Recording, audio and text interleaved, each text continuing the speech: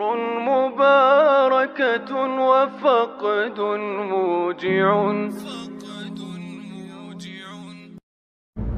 Gus Yakut di persimpangan jalan.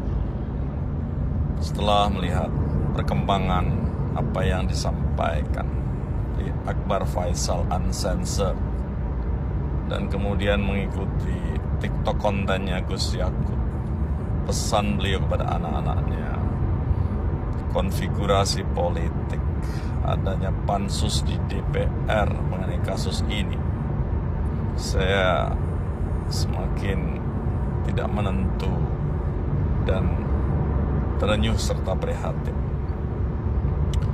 Betapa seorang Gus Yakut yang pastinya ingin menjalankan tugasnya secara baik, kemudian masuk dalam suatu pusaran konfigurasi politik yang sedemikian rumit.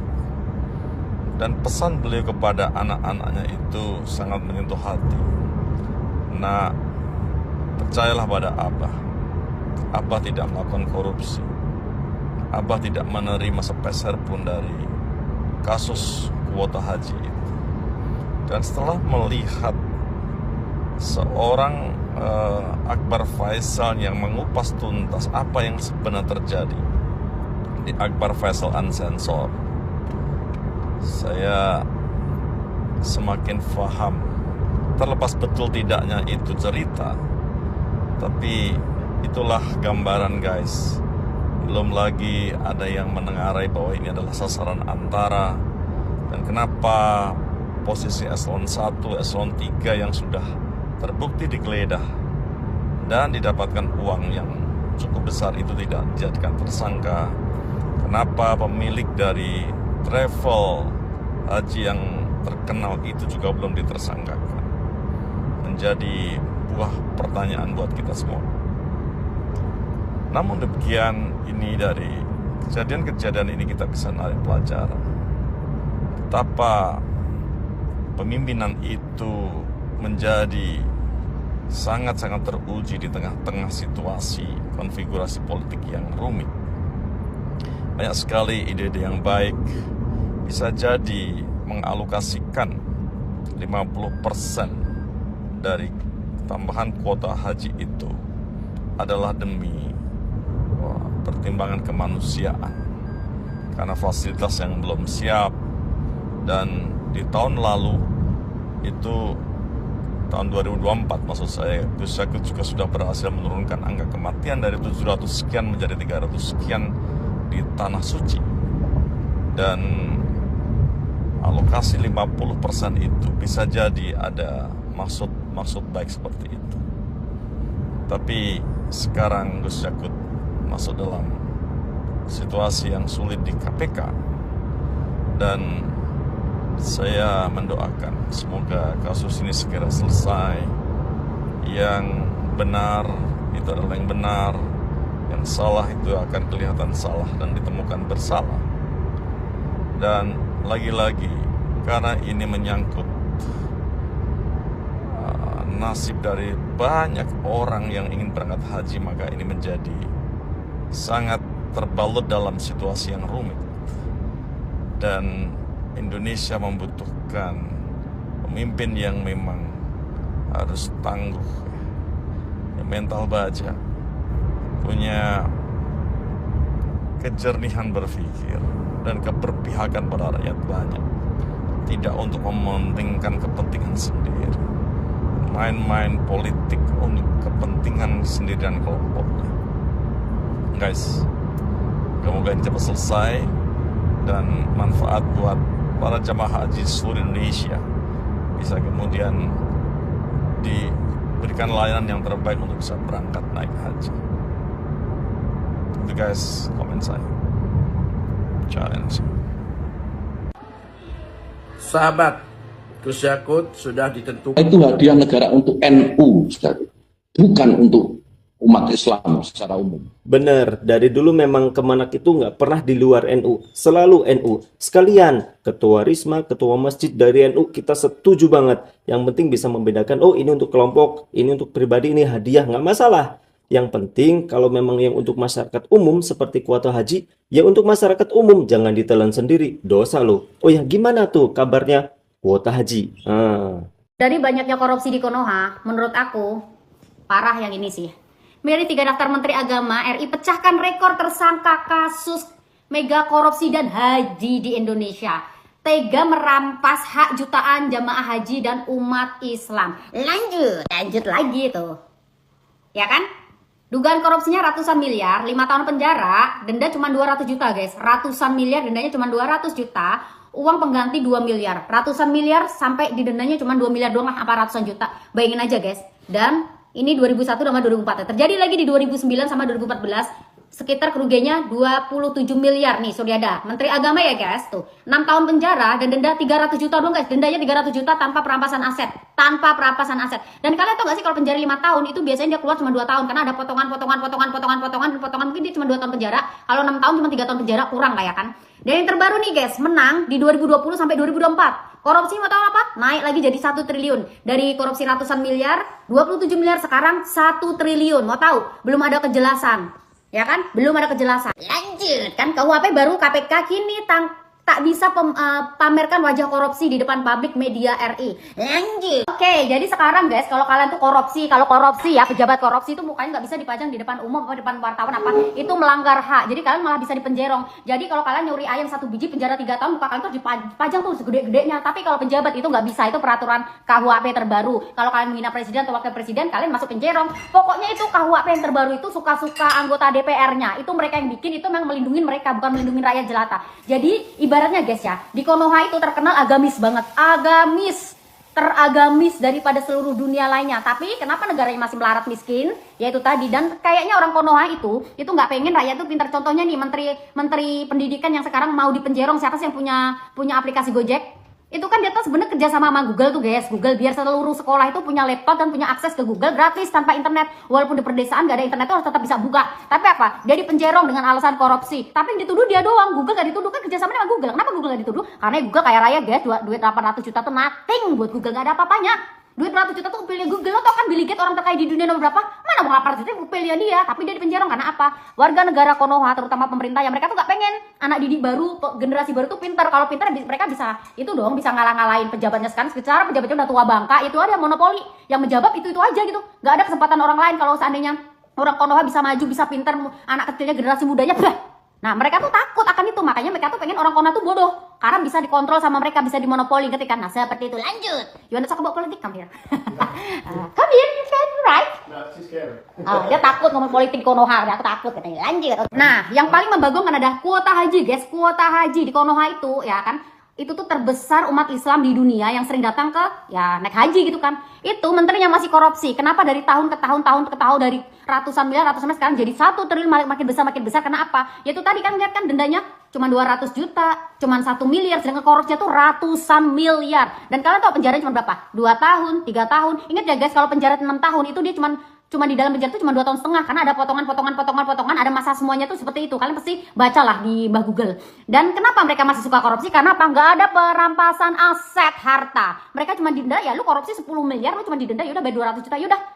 Yang 9 miliar 800 juta yaitu punya hak kalian, itu harta kalian, nggak disita sama pemerintah. Karena apa? Yaitu tadi, makanya banyak banget di Konoha tuh korupsi, nggak bikin mereka jerak kapok karena nggak ada perampasan aset. Yang disahkan sama KUHP cuman apa? Muka koruptor nggak boleh dipost di depan sosial media atau dipajang gitu. Itu nggak boleh menghina presiden, nggak boleh menghina anggota DPR. Itu kan melindungi mereka, melindungi negara, bukan melindungi rakyat jelata. Coba kalian nyaleng ayam karena kalian tuh kelaparan, terpaksa malingnya. Kalian akan penjara 2 tahun dan muka kalian tuh kalau bisa dipajang segede-gedenya, dipajang di seluruh sosial media. Dan itu yang mereka mau. Apakah itu hukumnya memihak rakyat jelata? Oh, jelas iya. Itu buktinya kalian dilindungin secara apa-apanya. Yang paling parah lagi korupsi buat dana buat apa sih, disabilitas ya, yang mohon maaf nih, yang orangnya kekurangan, yang olahraga tapi mohon maaf ya badannya kekurangan atau cacat lah, mohon maaf banget nih. Itu masih dikorupsi. Dana buat banjir, buat bencana masih dikorupsi. Apalagi coba yang belum dikorupsi? Coba komen di bawah. Apa sih yang nggak dikorupsi? Beritanya setiap hari tentang korupsi sampai memuntah aku sebenarnya. Tapi that's it. Kenapa di Konoha terbesar korupsi? Mungkin tahun depan, tahun 2027 kalau nggak, atau tahun ini mungkin kita peringkat 1 di dunia terkorup ya kayaknya ya. Karena apa? Ya negara lain kalau kenal, oh kamu dari Konoha, negara korupsi ya. Malu nggak sih? Ya malu lah, ya nggak kena hartanya, nggak kecipratan kayak gue tuh malu tau, digituin kayak dipandang rendah banget sebelah mata kayak, ngerti nggak sih? Tapi ya pemerintah nggak peduli, karena pemerintah kalau kesini pakai jet pribadi, hotelnya bintang 10, ya mereka nggak dapat perlakuan busuk, karena kan ya tinggal mereka tempat fancy. Tapi rakyat jelata yang bener-bener berjuang mau keluar, mau kerja, mau apapun itu dengan hati nurani yang baik, yang bijak, tetap aja dipandang sebelah mata, karena kita nggak ada power guys. Jadi seperti itu. Jadi apa yang harus bisa kalian lakukan? Ya lakukan sendiri. Kalau ada bakat, pendam, jangan dikeluarkan. Nanti kan kayak Nasdim tuh, punya bakat, orang kaya, bisa kuliah di Harvard, ujung-ujung masuk penjerong karena dia pinter, itu saingan buat negara. Lanjut, apalagi ya. Terus intinya ya guys ya, kalau intinya apapun itu ya, kalau ada bakat pendam aja. Keluarkan kalau kalian tuh udah di luar, ya kan. Seenggaknya di luar itu walaupun ada korup, tapi ya nggak separah-parah di Konoha ya kan. Jadi bakat kalian tuh akan dihargai. Banyak kan berita-berita di Korea, di Jepang, orang nolongin orang dari kebakaran, orang nolongin dari apa aja, mereka tuh dapat penghargaan sampai dipanggil sama presidennya di Konoha. Boro-boro lu, ya kan? Lo nemuin apa aja yang bisa buat bantu perekonomian Konoha negara, lo nemuin sesuatu yang berguna, lo bakal disingkirin karena lo tuh gak penting. Yang penting cuma orang-orang tertentu aja, money laundry, memperkaya diri, korupsi, itu yang paling penting di Konoha. Jadi ya, intinya aku bilang kalau kalian pengen selamat dunia akhirat, kalau punya bakat pendam. Keluarkan di saat kalian udah bisa keluar. Tapi kalau kalian nggak bisa keluar negeri, pendam aja selamanya, ya kan? Memperkaya diri, banyak ibadah. Pokoknya perkaya diri, gak usah peduli sama apa ketentuan, gak usah ngikutin berita. Kenapa? Semakin kalian ngikutin berita, darah tinggi sendiri, ya kan? Darah tinggi. Banyak influencer keluar speak up, itu aja diancam, dikirim bom, dikirim ayam potongan. Jadi guys, itu inilah Konoha guys. Makin lama makin ancur adul, makin parah. Negara kita tuh terkenal kaya raya, apa aja ada. Lihat di sini tuh, muak aku, hujan terus tiap hari, dinginnya udah sampai ketulang-tulang, sampai mimisan aku setiap keluar karena terlalu dingin, dan udara itu dingin. Kalau panas tuh panasnya sampai 40 derajat Celcius. Nggak enak gitu udaranya. Negara Konoha tuh paling enak gitu musim hujan sama dingin. Hujan sama panas. Dan kita tuh nanam apa aja hidup gitu. Kita tuh gak perlu baju berlapis-lapis kayak gini. Enak banget. Tapi apa yang gak enaknya? Pemerintahannya sama peraturannya itu bener-bener bikin muak. Sebenarnya kita tuh terberuntung di dunia, tau, apa aja kita tanam hidup, ya kan? Cari makan gampang, lo berdiri aja tengah jalan, gue udah dapat duit, dapat parkir. Di sini boro-boro guys, makanan keliling aja kagak ada, adanya restoran, sekali makan 500.000 tuh satu porsi, belum minumnya.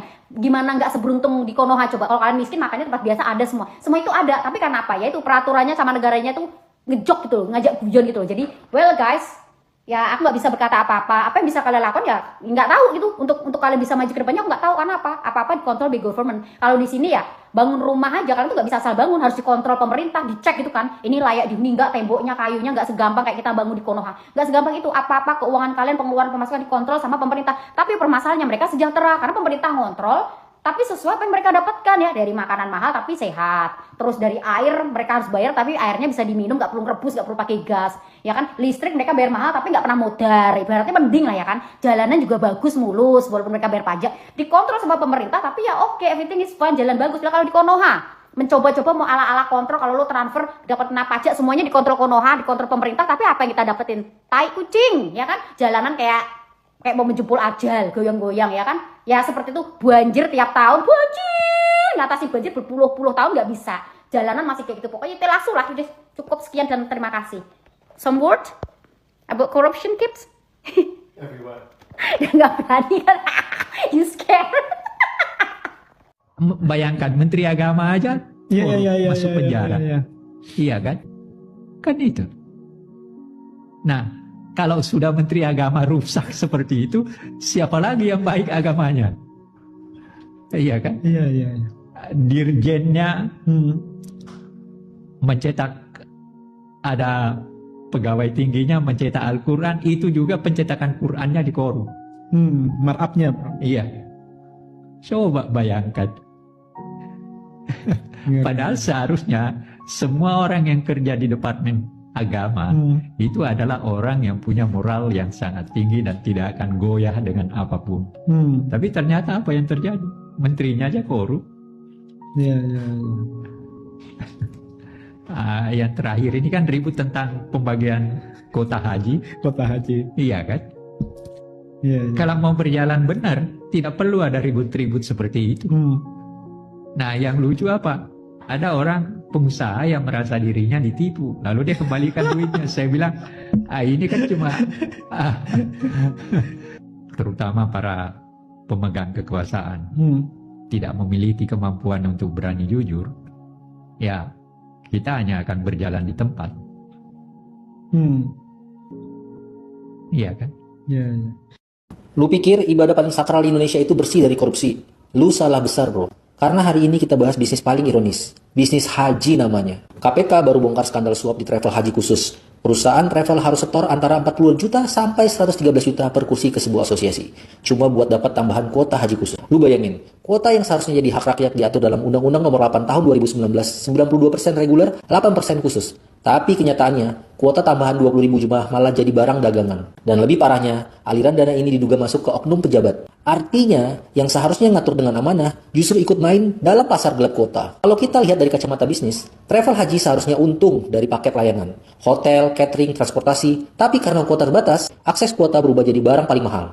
Cost structure hancur, biaya ilegal suap jadi kos tambahan. Travel akhirnya naikin harga paket, jemaah yang bayar lebih mahal. Kompetisi nggak sehat, harusnya kompetisi di kualitas layanan. Sekarang, kompetisi siapa yang paling berani setor duit.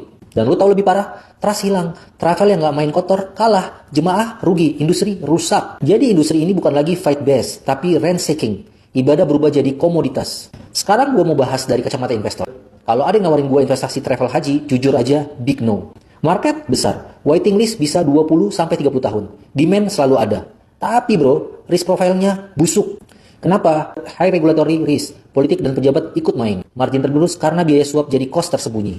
Reputational risk, sekali kena isu, brand trust hancur. Investor sejati nyari return sehat, bukan profit hasil sistem yang bobrok. Karena itu bukan sustainability, itu cuma nunggu bom waktu. Bayangin rakyat kecil, nabung belasan tahun buat berangkat haji, nyisiin duit dari gaji pas-pasan, bahkan jual sawah. Tapi tahu nggak lo? Duit mereka sebagian dipotong bukan buat hotel, bukan buat catering, tapi buat suap oknum pejabat. Dan inilah realitas brutal. Yang paling mahal dalam bisnis haji bukan tiket pesawatnya, bukan biaya hotel di Mekah, tapi integritas oknum pejabat yang dijual di meja transaksi. Jadi kalau ada yang bilang Indonesia negara religius, coba tanya dulu, religius buat siapa? Buat jemaah yang harus bayar lebih mahal, atau buat oknum yang jadikan ibadah sebagai mesin cuan? Karena di ujungnya bro, bisnis haji di Indonesia lebih mirip IPO kuota. Dan pasar gelap ini bukan bikin orang makin dekat ke Tuhan, tapi makin dekat ke setan.